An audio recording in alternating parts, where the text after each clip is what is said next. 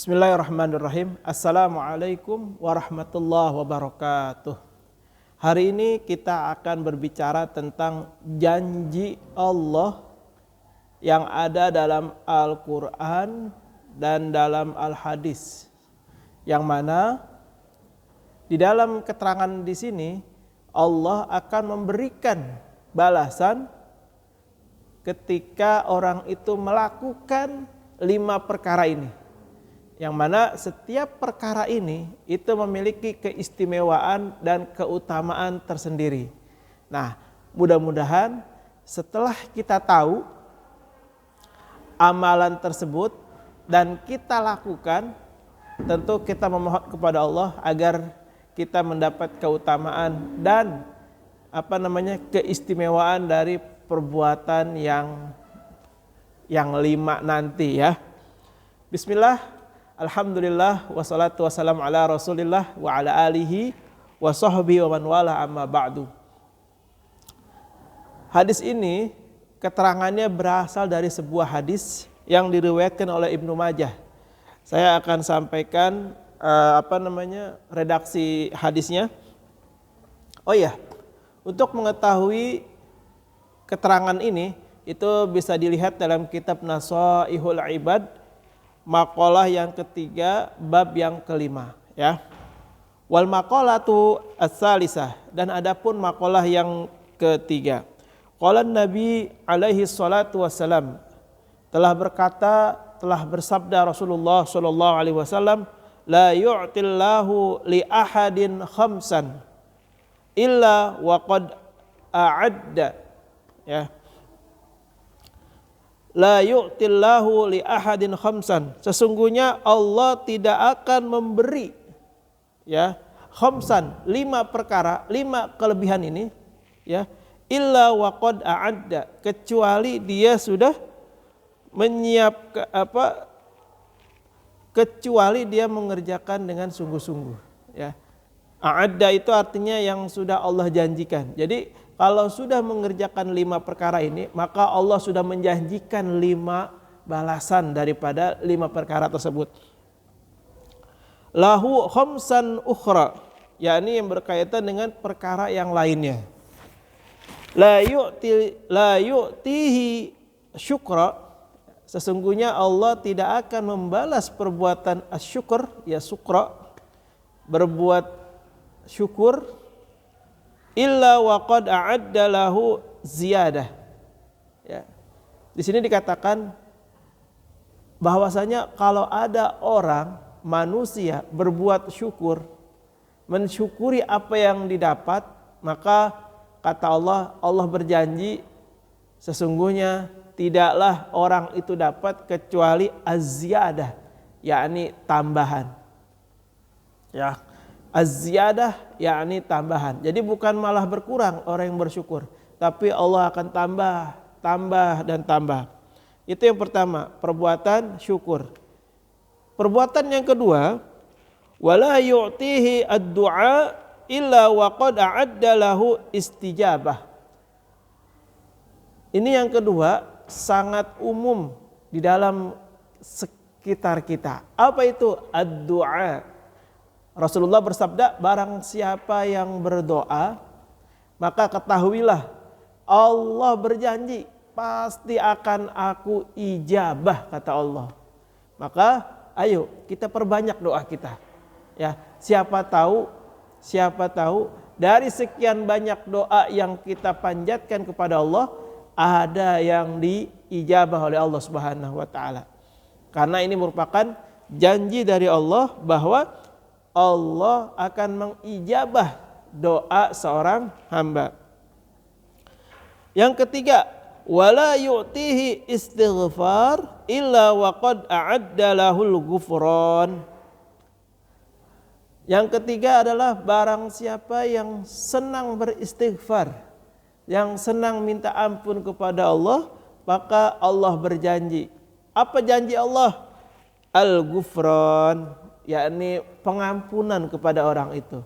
Maka dalam agama kita, pengampunan itu tidak bisa dibeli dengan uang. Artinya tidak bisa ditebus dengan uang, tapi cukup dengan istighfar. ya. Orang yang rajin istighfar maka insya Allah akan lebih banyak mendapatkan pengampunan dari Allah Subhanahu wa taala. Karena istighfar itu bukti bahwa dia menyesali perbuatannya. Istighfar itu bukti bahwa dia ingin memperbaiki diri. Istighfar itu bukti bahwa dia menganggap Allah Subhanahu wa taala memaafkan dan mengampuni dirinya. Maka Allah Subhanahu wa taala berjanji melalui nabinya, barang siapa yang beristighfar, maka aku akan ampuni orang tersebut. Oleh karena itu jangan berputus asa. Sebanyak apapun dosa yang kita kerjakan, ayo perbanyak istighfar. Walaupun dosanya sebanyak buih di lautan, setinggi gunung-gunung, insya Allah Allah Maha Pengampun. Janji Allah dalam hadis itu tidak mungkin bohong. Janji Allah melalui Nabi Muhammad tidak mungkin bohong. Ya. Kadang janji Allah itu bukannya bohong, kitanya yang kurang yakin. Oleh karena itu, ayo jangan berputus asa dari rahmat Allah, jangan berputus asa dari ampunan Allah. Yang banyak maksiat, yang banyak berbuat dosa, yang banyak berbuat salah, istighfar. Minta ampun kepada Allah, minta rahmat kepada Allah, agar apa? Dimaafkan segala kesalahan kita. Yang keempat, wala yu'tihi taubah illa waqad u'adda lahul qabul. Ini apa ya? Ini menjadi keterkaitan antara dua hal ini yang tidak bisa dipisahkan. Apa? Sesungguhnya Allah tidak akan memberikan seseorang taubat kecuali Allah akan menerima taubatnya. Oleh karena itu, siapapun orangnya, siapapun kita, sebejat apapun kita, sebanyak apapun maksiat kita, ayo taubatlah kepada Allah. Insya Allah dengan janji ini Allah memberikan pengabulan. Allah menerima taubat kita. Kalau Allah menerima taubat kita, maka otomatis kita menjadi orang yang beruntung, orang yang bersyukur karena ampunan Allah Subhanahu wa taala. La yu'tihil taubah illa waqad u'adda lahu al-qabul. Ini janji Allah lewat hadis ini, barang siapa yang bertobat kepada Allah pasti Allah terima taubatnya. Maka jangan berputus asa. Jangan berputus asa. Jangan berputus asa. Ayo taubat kepada Allah Subhanahu wa taala. Selama ruh masih di kandung badan, selama nafas masih bisa keluar masuk, ayo kita bertobat kepada Allah Subhanahu wa taala agar ketika kita wafat dalam keadaan bertobat. Tentu orang yang seperti ini dia akan mendapatkan husnul khatimah, kematian yang baik. Yang keempat, yang selanjutnya yang terakhir, wala yu'tihi shadaqah illa waqad a'adda lahu taqabbalu. Ini janji Allah. Barang siapa yang mau bersedekah, apapun itu bentuknya, mau pakai uang boleh, mau pakai beras silahkan, mau pakai duit silahkan, mau pakai makanan boleh, mau pakai tenaga silahkan, mau pakai pikiran boleh. Apalagi mau pakai transferan boleh, semuanya boleh. Intinya berbagi dengan sesama, selama itu dalam hal kebaikan, berbagi dengan yang baik-baik. Apa janji Allah? At-taqabbalu, yakni Allah pasti akan terima sedekah tersebut. Jadi jangan khawatir, wah sedekah saya nggak diterima nih, enggak. Berdasarkan hadis ini Allah berjanji orang yang bersedekah pasti diterima oleh Allah Subhanahu wa taala. Oleh karena itu, ya, kenapa di sini kalimatnya sedekah bukan infak? Karena kalau infak itu lebih sempit, lebih spesifik, yakni infak berupa uang. Tapi kalau sedekah ini lebih umum.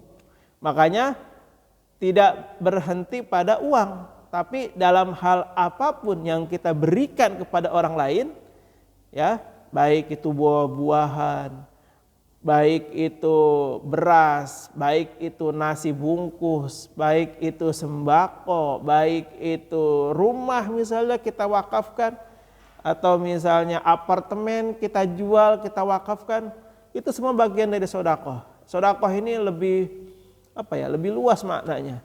Dan Allah berjanji orang yang bersedekah pasti diterima oleh Allah Subhanahu wa taala. Ayo, apa yang membuat kita ragu dengan agama kita? Apa yang membuat ragu dengan janji Allah Subhanahu wa taala kepada kita? Allah menciptakan surga, Allah juga menciptakan neraka. Allah memberikan petunjuk berupa Al-Qur'an dan hadis dengan teladan Rasulullah sallallahu alaihi wasallam. Apalagi yang kurang dari kita? Apalagi yang kurang? Yang kurang dari kita adalah rasa syukur kepada Allah Subhanahu wa taala. Yang kurang dari kita adalah keyakinan bahwa Allah Subhanahu wa taala Tuhan kita yang Maha Pengampun, Tuhan kita yang Maha menerima sedekah, Tuhan kita yang Maha menerima taubat. Ya, oleh karena itu, ayo kita kembali kepada Allah, kita bersihkan diri kita. Hakikatnya kita datang dengan kesucian, maka kita harus punya niat dalam diri kita, kita kembali kepada Allah dalam kesucian juga. Amin ya Allah ya Rabbal Alamin. Terima kasih, mohon maaf jika ada yang salah, mohon maaf jika ada yang tidak berkenan. Hadanallah wa iyyakum ajmain. Allahu a'lam bishawab. Assalamualaikum warahmatullahi wabarakatuh.